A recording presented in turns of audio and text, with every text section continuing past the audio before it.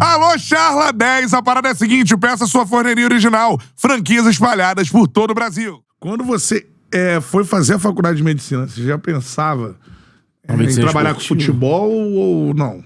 Olha só, vamos lá, né? Eu, quando entrei na faculdade de medicina, eu já tinha certeza que eu queria trabalhar com medicina do esporte. Já, de cara? Já. Isso até a grande maioria ali dos colegas, né, entrava com algo na cabeça e...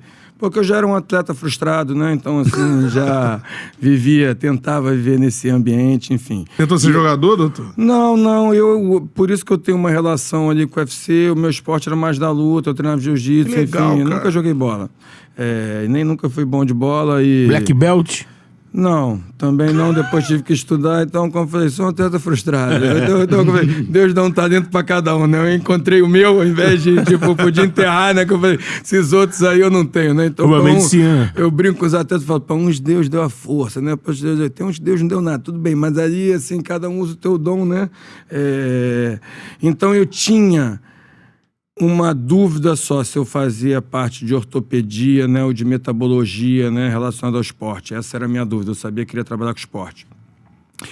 E aí, né, na época de formar, né, eu acho que a residência médica hoje, né, alguns colegas estão deixando de fazer, eu acho que é importante, faz parte da formação, você só tinha residência médica ainda, né,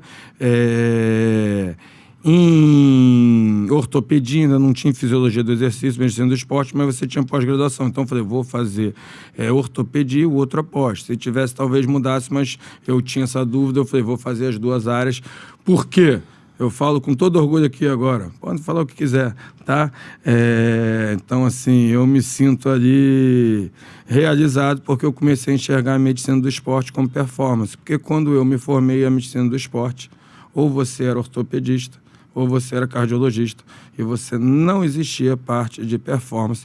A medicina do esporte era a traumatologia do esporte. O cara machucava e você ia lá e tratava. O cardiologista do esporte, fazia o exame pré e depois você nunca mais via no clube, os jogadores não sabiam nem quem era. Então, o que eu falo, né? Como eu era um atleta frustrado, vivia com atletas no dia a dia, eu falei, cara, isso não é medicina do esporte. Então, eu entendi o dia a dia deles, a demanda, eu falo, cara... E como é que você faz para promover saúde? Para você, assim, avaliar... Porque atrás do atleta tem um ser humano, o sono dele. Falo, para melhorar a performance, a primeira coisa é melhorar a saúde dele. Ou eu vou esperar o cara ter problema para tratar. Era assim, isso é um fato. Não sei na minha opinião. Isso é um fato. Vocês podem pegar ali os anais da história, né? Como gostam. Então, por exemplo, né? Como eu convivia nesse meio com atletas... não frustrados, como eu, né? Eu vi isso. A prevenção era... Não só isso, é a visão de alta performance. De alta performance, sim. Eu falo, cara, é uma máquina diferente, que tem que ter ajustes diferentes, tem demandas diferentes. Por quê?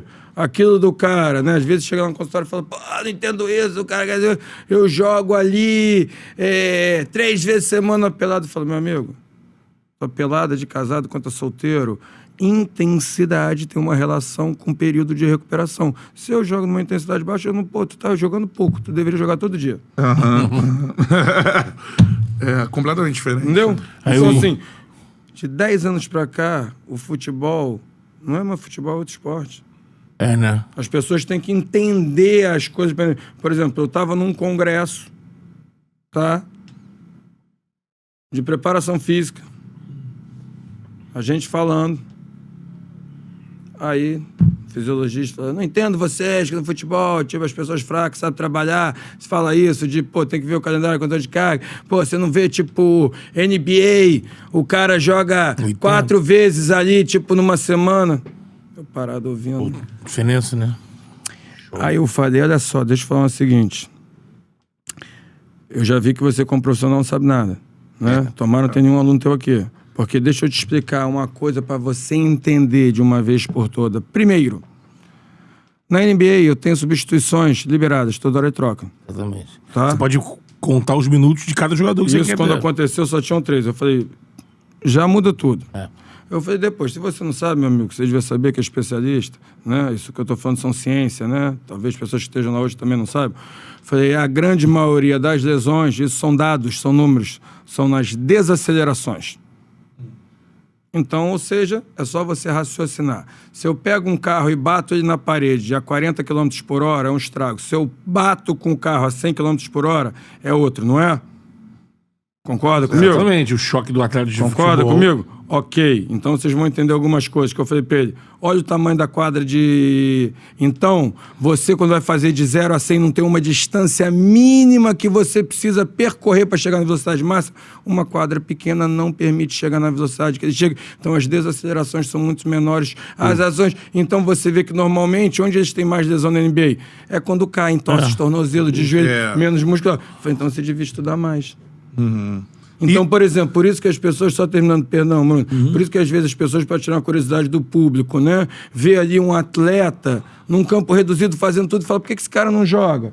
Por quê? Eu ali exatamente estou mimetizando as ações todas que ele faz numa velocidade muito menor. Ou seja, porque se o campo é reduzido, ele não consegue chegar numa velocidade final. Isso, consequentemente, faz o quê? Tira as desacelerações, as frenagens, que são onde tem as maiorias das lesões. Então, com isso você vai abrindo, ou seja, isso é para quê? Para ele ter as ações motoras específicas, para que eu tenha essa liberdade sem que eu exponha ele a alta velocidade. Então, as coisas hoje são muito diferentes, né? As pessoas têm que entender. Sensacional, já começamos a aula, né? Imagina uma arrancada do jogador, como a gente viu esses dias aí. Que Por exemplo, o lançamento, ele sai do campo dele, ele vai correr 50 metros, 60. Não, ele vai acelerar. E vai atingir uma... E depois ele vai ter que E ele desacelerar. vai ter que frenar em cima de o quê? Eu vou fazer um adendo pra vocês. Vocês tomando aí, vou até fazer um jabá. Uma coca aí num copo não oferece pro convidado. Não, tá tranquilo.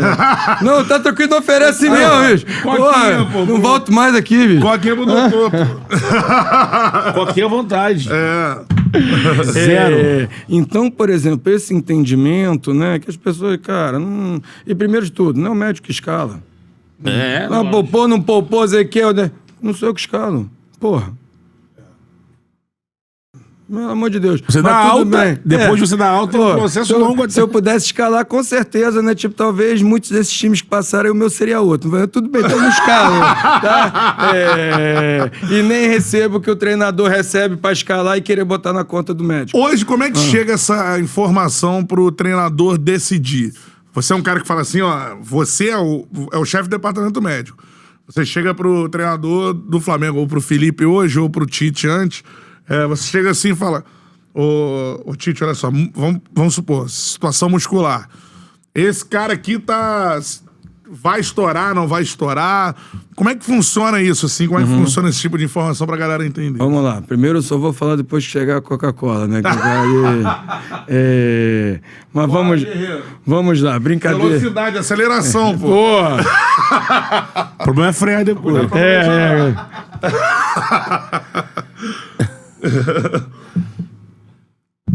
Vamos lá, brincadeiras à parte, mas assim, pra mim é um dos grandes problemas de futebol, por incrível que pareça, tá? A comunicação.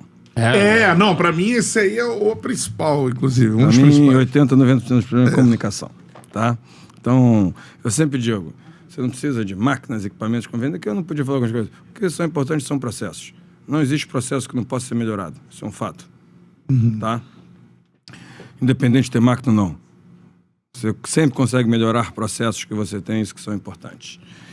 E aí, né, a gente tem que entender que por trás de cada atleta, de cada profissional, existe um ser humano também. Então, primeiro, um gerenciamento de pessoas. Tem pessoas que são mais abertas a integrar, a interagir com você, tem outras pessoas que não. Então, por exemplo, isso é uma das coisas que eu acho muito ruim, porque o clube tem que ter um planejamento esportivo que proteja o clube disso, onde, nós temos um departamento que não adianta você fazer todo um controle e gerar, tipo, um relatório e o treinador pegar isso, limpar ali, tipo, que jogar no lixo. Então, assim, informação que não é compartilhada não tem o menor valor. Exato. Não adianta eu gerar informação Então, como isso funciona? Na verdade, a última palavra é sempre o treinador. Esquece isso. Por isso até que, tipo, eles ganham 50 vezes mais que a gente, e também quando começa a dar ruim, eles são o primeiro a cair. Tá? Então, que a verdade seja dita, tudo tem o ônus e o bônus. Tá? Então, não tem essa. Então, qual que seria, né, a minha função, né, para quem quer escutar. Como muitos escutaram, tivemos sucesso, ganhamos taças, ganhamos muitos títulos, tenho esse orgulho, né, estar na história. E outros, né, achando que por experiências passadas, de muitos tempos atrás, tinham conhecimento de uma realidade hoje que é completamente diferente e não quiseram escutar e teve o resultado que a gente viu. Não preciso citar nomes, enfim. Você teve esse tipo de relação lá? Orientava, dava o seu parecer técnico e... Com certeza. Então, como isso funciona? Primeiro de tudo é o seguinte, né? A lesão é uma questão multifatorial, né? Então, você não existe essa certeza. Prevenir 100% não existe. Igual às vezes tinha um malandro lá, né? Ele fala, não, eu quero 0 risco. Fala, então nem treina. Não existe. Só quero que libere se não tiver risco 0. Fala, então para de treinar, porque tipo, o cara que tá bom no treino pra machucar. Esse mesmo aí que você tá falando machucou no treino, pô. E aí?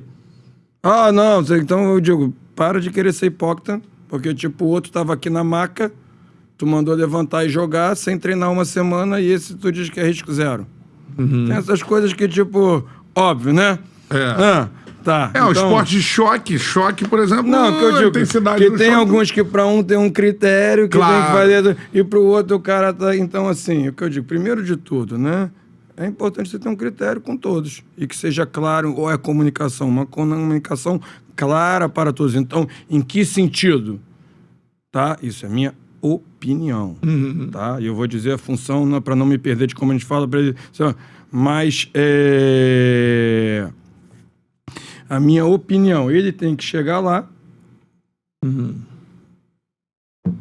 com o que ele tiver à disposição dele, tomar as decisões dele, né? Sabendo ali dos riscos, se estiverem todos pensando junto, né? Sabendo como eu trabalhava, como eu gostava de trabalhar. Então, por exemplo, não existe dizer, o fulano tá 70% dele, né? O que mostra. Significa que ele não pode jogar? Não. Que significa que ele está a 70% do melhor dele. Aí você que vai decidir, esse cara, 70% dele é melhor do que esse que eu tenho aqui, 100%? É uma decisão técnica do treinador. E como a minha tem que ser uma informação técnica. Também, então, né? Esse tem que jogar. Não sou eu que falo isso.